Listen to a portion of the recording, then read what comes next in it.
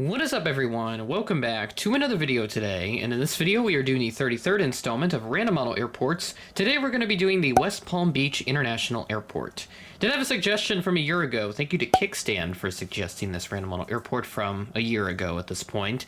Again, going back through old Random Model Airport videos just to see if I could find anything applicable, and this is a good airport that I thought had a lot of good variety in it. There's a couple of stuff I'm missing though, but I figured I would do this airport anyway. So again, if you have any new suggestions for new Random Model Airports, please leave them in the comments below. So going over some history for the West Palm Beach International Airport. This opened in 1936 as Morrison Field. The first commercial flight out of this airport was an Eastern DC-2 over to New York. It was used by the U.S. Army Air Forces during World War II, kind of similar to Birmingham and how that airport was used during the Second World War. It was returned to Palm Beach County in 1947 before it was renamed over to Palm Beach International Airport the following year. Now it's known as the West Palm Beach, so not sure too much about where the West came from in this case. The Air Force reused it again during the 50s in the first Hurricane Hunter aircraft, the WB-50D. I'll go ahead and pop up a photo of what one looks like on your screen now. This is where it flew out of during its tenure here. During the 60s, you had airlines of the likes of Delta, Capital, and Eastern. Various aircraft that you saw here included Electras and DC-8 specifically from Eastern. And then as you went into the 70s, wide bodies became quite common here. Daily L-1011 flights were operated by Eastern to New York during the 70s, and then by the end of the decade, National Airlines had DC-10s in service as well. And then by 1985, you had multiple wide-body flights in effect. Delta had the likes of L-1011s and 767s, Eastern had A300s and L-1011s, and TWA had L-1011s. So the TriStar was a very common aircraft here at West Palm Beach. Kind of sad that you don't get to see those anymore. Current terminal building dedicated in 1988, which was named after David McCampbell, a World War II naval flying ace, and there have been various expansions that have occurred since, and it looks like they are planning on doing some additional expansions in the future. So yeah, there you go. There is the history of West Palm Beach International Airport, very summarized with a lot of stuff not included just for the sake of time. But we'll go ahead and get started over here at Gate Bravo 1 with this United 737-900 in the Evo Blue livery. This aircraft arrived in on a service from Houston Georgia Bush Intercontinental Flight 779, arriving at 9:34 p.m. ahead of a scheduled 9:45 p.m. arrival. And here's my first time using one of these things right here. I'm kind of happy that I got to use this. So very interesting aircraft right here. The United 757-200. Looks like it's a daily service coming from Newark on flight 570. So this is operating at about 10 o'clock. Arrived in right at 10 o'clock sharp ahead of a scheduled 10:16 p.m. arrival. And this aircraft was actually the Star Alliance 757 operated on this particular day, which was Wednesday, December 7th. So as I don't have a Star Alliance 75 to use, I'm just using my normal Evo Blue livery here in this case. I'll have to get a 753 at some point, so I know Gemini Jets just released one of those, but I'll be sure to get one of those at some point in the future. At Gate Bravo 6, we had this United Express Embraer 175. This aircraft arrived in on a service from Washington Dulles, Flight 6364, operated by Mesa. This arrived in at 8:52 p.m. ahead of a scheduled 9:22 p.m. arrival. So nice to see a good half-hour head start for the folks coming in from Dulles today. Moving on down to a lower shot here as we take a look at this American 737 MAX 8 parked here at Gate Bravo 12. This aircraft came in from Chicago O'Hare today on flight 2892, arrived in at 1:54 p.m. ahead of a scheduled 1:55 p.m. arrival. At Gate Bravo 11, we have this American Airbus A321 with the CFM engines. This aircraft arrived in on a service from Philadelphia today, flight 1393, at 6:30 p.m. ahead of a scheduled 6:34 p.m. arrival.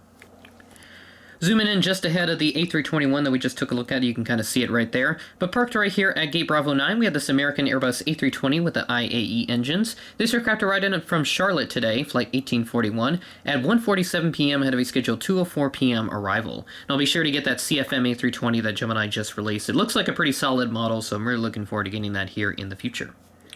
Got a nice duo of Southwest and one United aircraft left here at the Bravo Concourse. But parked right here at Gate Bravo 5, we have the Southwest 737-800 in the Heart livery. This aircraft arrived in from Atlanta today, flight 606, arriving in at 11:59 a.m. ahead of a scheduled 12:25 p.m. arrival. At Gate Bravo 3, we had the Southwest 737 MAX 8. This aircraft arrived in on a service from Baltimore today, flight 621, at 11:56 a.m. delayed from an 11:10 a.m. scheduled arrival, so about a 46-minute delay for this particular aircraft. Wing separation is non-existent here at the little temporary setup I have. So yeah, these winglets would be clipping each other, these winglets would be clipping each other, and it just would not be a good situation. But this is not how it is in real life. This is just more or less me not having enough space to the purple background right over there that I have set up. But right here, the last aircraft we have at the Bravo Concourse at Gate Bravo 1 is this United 737 MAX 8, also coming from Newark today, Flight 1334. This is a bit of an earlier service compared to the 757, which is positioned right up there at Gate Bravo 4. So this arrived in today at 9:47 p.m., delayed from a 9:03 p.m. scheduled arrival, so another delay, this one of about 44 minutes. And that is everything we have here at the Bravo Concourse. So go ahead and take a look at Concourse C. We've got mostly Delta and Frontier there, a couple other stuff there as well. So go ahead and take a look at that right now. And welcome to Concourse C. Pretty much identical to Concourse B with the exception of this addition right up there, so like a little extra area, if you will, for some more gates. We'll go ahead and start over here at Gate Charlie 4 with this Delta Airbus A321. This aircraft arrived in from Atlanta, Flight 2314, arriving in at 11:51 a.m. ahead of a scheduled 12:04 p.m. arrival, so one of the many Delta flights that we see here at West Palm Beach. Got a good lineup of JetBlue aircraft here, a nice trio that we'll be looking at here in just a moment, so you can kind of see them right there, rather.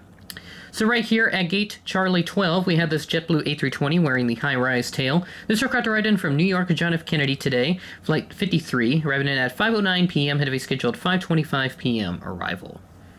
Next to him, we have another JetBlue A320, the other one that I have in my collection, this one wearing the tartan or plaid tail. This aircraft arrived in from Windsor Locks, Flight 1141, so this is the Hartford, Connecticut flight. This arrived in at 1:58 p.m. ahead of a scheduled 2:14 p.m. arrival.